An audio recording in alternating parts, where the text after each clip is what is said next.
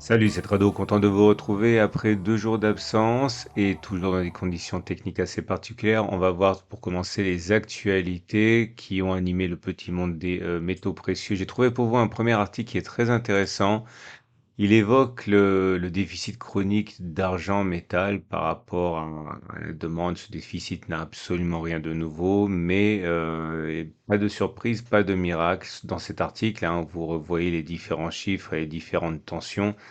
Il n'y a aucune raison pour que ce décalage, cette tension entre l'offre et la demande ne s'améliore dans un futur proche. Bien au contraire, le déficit d'argent devrait être encore plus criant.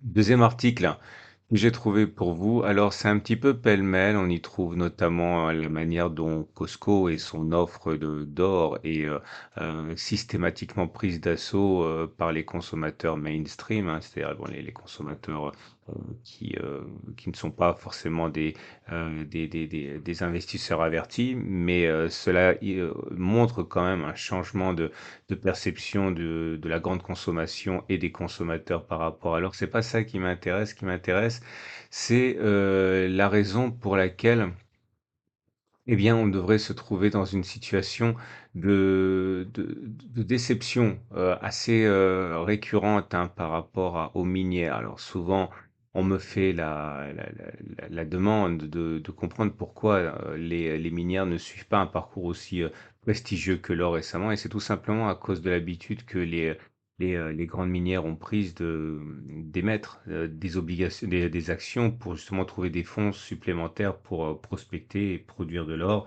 Le problème, c'est lorsqu'il y a plus d'actions qui sont émises, eh bien, en gros, il faut imaginer un gâteau qui serait partagé en plus de parts, et ce qui peut s'avérer dilutif, hein, sur la performance de vos actions. Donc, c'est une des raisons pour laquelle les minières ne proposent pas, et souvent ne proposent pas des perspectives et des retours aussi intéressants que l'or lui-même. C'est tout simplement parce que il y a des émissions d'actions qui réduisent la part de chacun. Je caricature, mais vous en saurez davantage dans cet article. Troisième chose que j'ai trouvé pour vous, alors c'est un petit peu un bilan 2023, perspective 2024. On fait le point avec le site L'Or et l'Argent sur les évolutions de l'année qui est en train de s'écouler et qui va s'achever, et les perspectives notamment faites par votre serviteur sur les niveaux qu'on pourrait atteindre en 2024.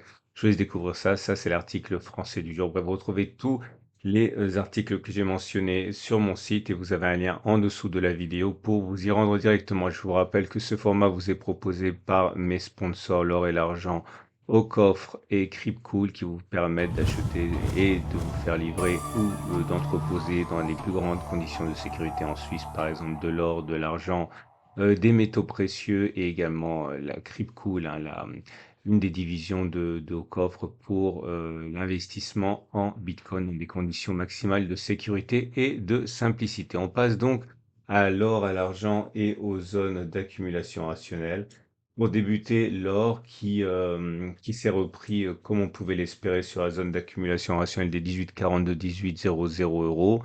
Dans une tendance, regardez comme le rebond a été violent à partir du moment où on est venu solliciter cette zone, hein. Finalement, on est venu, on a fait un petit tour et on est reparti.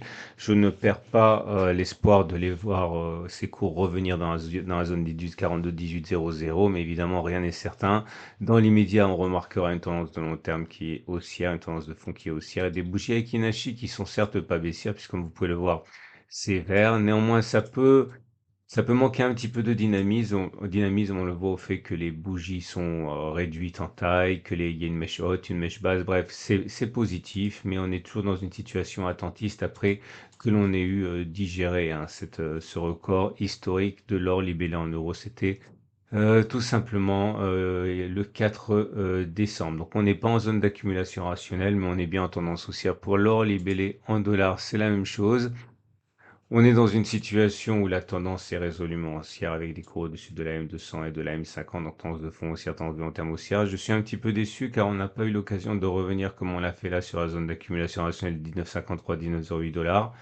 Cela aurait sans doute permis à beaucoup d'investisseurs de satisfaire leurs besoins de renforcer ou leur envie de renforcer. Ce n'est pas perdu. J'espère que dans un accès de faiblesse, dans des conditions qui semblent, ramener un petit peu de confiance, eh bien l'or perd de sa superbe et vienne toucher 19,53, 19,08, ce qui permettrait donc aux investisseurs de rentrer ou de renforcer. Mais pour l'instant, c'est pas ce qui se passe. Néanmoins, les bougies Akinashi, sans être baissières, ne sont pas non plus là, flamboyantes, hein. Vous avez des petits corps, vous avez une mèche haute, mèche basse. Bref, c'est haussier, mais on va dire, pour faire simple, que c'est mollement haussier. Donc tendance haussière, mais pas zone d'accumulation rationnelle.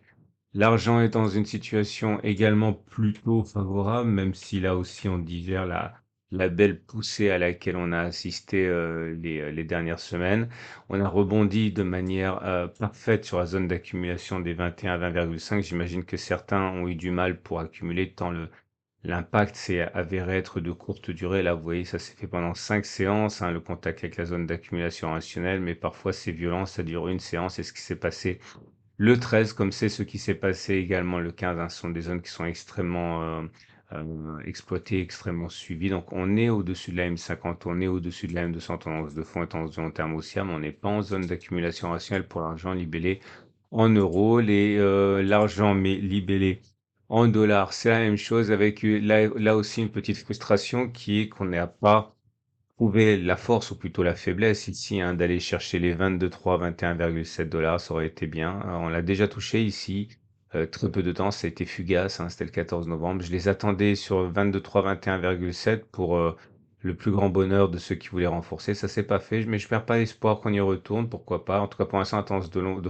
fond, pardon, et aussi la tendance de long terme, mais aussi également, les bougies Aiki sont neutre, mais plutôt avec un ballottage favorable haussier puisque c'est vert. Mais vous l'aurez compris, on n'est pas sur zone d'accumulation rationnelle pour l'instant.